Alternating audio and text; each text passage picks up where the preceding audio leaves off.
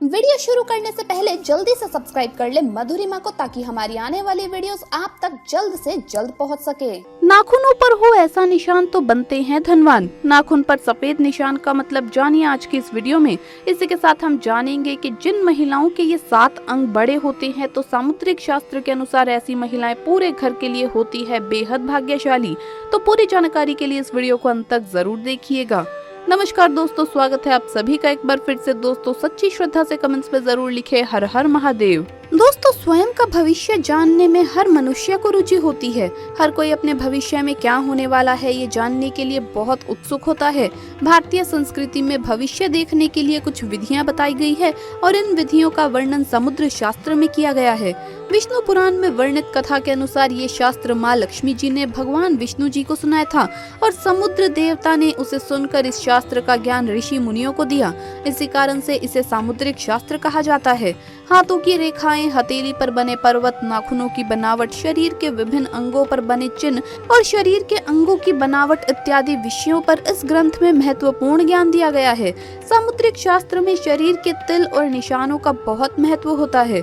इसी तरह हाथों में विभिन्न रेखाएं जैसे भाग्य रेखा, मस्तिष्क रेखा, हृदय रेखा, मणिबंध रेखा इत्यादि रेखाओं के अलावा विभिन्न चिन्हों जैसे शंख, चक्र, मंदिर, स्वास्तिक, त्रिशूल, ध्वज, पर्वत इत्यादि के अध्ययन से मनुष्य के भूतकाल, वर्तमान काल और भविष्य काल के साथ साथ मनुष्य का स्वभाव और वास्तविकता का भी पता चलता है।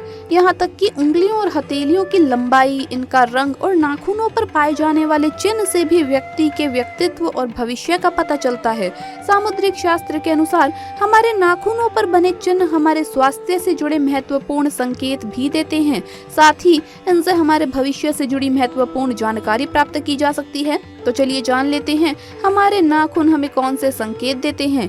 लेकिन उससे पहले आपसे रिक्वेस्ट है कि वीडियो को लाइक करें, अपने दोस्तों के साथ शेयर करें और अगर आपने अभी तक चैनल को सब्सक्राइब नहीं किया है तो सब्सक्राइब करके बेल आइकन जरूर प्रेस कर लें।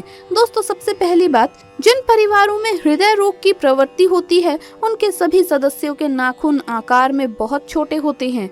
दूसरी बात, अगर नाखून अपने मूल स्थान पर पतले और चपटे हो और उसमें चंद्र का आकार बिल्कुल ना हो तो निश्चित रूप से कहा जाता है कि जातक के हृदय की क्रियाशीलता निर्बल है, अर्थात वो हृदय रोग से पीड़ित है। तीसरी बात, अगर नाखून में चंद्र बड़े हों तो रक्त संचार सुचारू रूप से होता है। अगर छोटे नाखून अपने मूल स्थान पर बहुत चपटे और धसे हुए हो तो स्नायु मंडल के रोग होते हैं, यानी लिगामेंट से रिलेटेड प्रॉब्लम हो जाती है। चौथी बात, अगर बहुत छोटे चपटे नाखून किनारों पर मुड़ने अथवा उठने लगे तो पक्षाघात रोग की चेतावनी मानना चाहिए, यानी लकवा मारने की बीमारी की आशंका। पांचवी बात, लंबे नाखून वालों में शरीर के ऊपरी भाग जैसे कि छाती और सर के रोग होने की संभावना होती है। छठी बात, पतले नाखून अगर छोटे हो तो वो निर्बल स्वास्थ्य के स्रोतक होते हैं। अगर नाखून छोटे और चौड़े हो तो जातक में अपमान करने की प्रवृत्ति होती है। ऐसे व्यक्ति अपनी भी आलोचना करने में संकोच नहीं करते। अगर नाखून की चौड़ाई लंबी से ज्यादा हो तो जातक अत्यंत कलह प्रिय अर्थात झगड़ालू होता है और बात बात पर झगड़ा करने पर उतर जाता है। अगर किसी व्यक्ति को नाखून चबाने की आदत हो तो ये समझना चाहिए कि वो व्यक्ति उदास हो रहा है या उसका नर्वस सिस्टम खराब है। जिनके नाखून पीलापन लिए हुए होते हैं अथवा शीघ्र टूटने वाले हों तो वो लोग बहुत ज्यादा बीमार रहते हैं। जिनके नाखून टेढ़े और रेखा युक्त हो वो दरिद्र बनते हैं। जिनके नाखून बहुत छोटे हो तो ऐसे लोग दरिद्र बनते हैं। आइए अब जानते हैं नाखूनों पर बने निशान हमारे बारे में क्या बताते हैं। पहली बात, काले धब्बे। जब नाखूनों पर काले धब्बे दिखाई देने लग जाए तब ये समझ जाना चाहिए कि उस व्यक्ति के रक्त में दूषितता आ गई है। शीघ्र ही ऐसा व्यक्ति चेचक, मलेरिया, बुखार या ऐसी ही किसी भी रक्त से संबंधित बीमारी से पीड़ित होने वाला है। दूसरी बात, सफेद धब्बे। नाखूनों पर सफेद धब्बे रक्त गतिरोध को सूचित करते हैं। तर्जनी उंगली पर अर्ध चंद्र बनता है तो शीघ्र ही नौकरी में अथवा राज्य सेवा में उन्नति मिलती है। मध्यमा उंगली पर अर्ध चंद्र बनता है तो आकस्मिक धन का लाभ अथवा कोई शुभ समाचार मिलता है। अनामिका उंगली पर अर्ध चंद्र दिखाई दे तो सम्मान में वृद्धि, प्रतिष्ठा और समाज में आदर बढ़ता है। कनिष्ठा उंगली पर अर्ध चंद्र बने तो व्यापारिक कार्यों से लाभ होता है। अंगूठे के नाखून की जड़ में अगर अर्धचंद्र बने तो समस्त प्रकार की उन्नति होती है। ऐसा व्यक्ति समाज में मान सम्मान और कीर्ति पाता है। अगर अंगूठे पर सफेद धब्बे दिखाई दे तो ये प्रेम का सूचक है। जल्द ही उसके जीवन में कोई ऐसा व्यक्ति आ सकता है जिसे अपने मन से प्रेम करेगा। अंगूठे पर काला धब्बा निकट भविष्य में होने वाले अपराध की सूचना देता है। तर्जनी उंगली पर काला धब्बा आर्थिक हानि का संकेत देता है और सफेद धब्बा व्यापार में लाभ का सूचक है। मध्यमा उंगली के नाखून पर सफेद धब्बा दिखाई दे तो शीघ्र ही यात्रा होने का योग बनता है, जबकि काला धब्बा परिवार के किसी वृद्ध व्यक्ति की मृत्यु का संकेत है। अनामिका उंगली के नाखून पर काला धब्बा दिखाई दे तो शीघ्र ही समाज में अपयश मिलता है। इसके विपरीत अगर सफेद धब्बे दिखाई दे तो उस व्यक्ति को शीघ्र ही सम्मान, धन और यश मिलने का योग बनता है।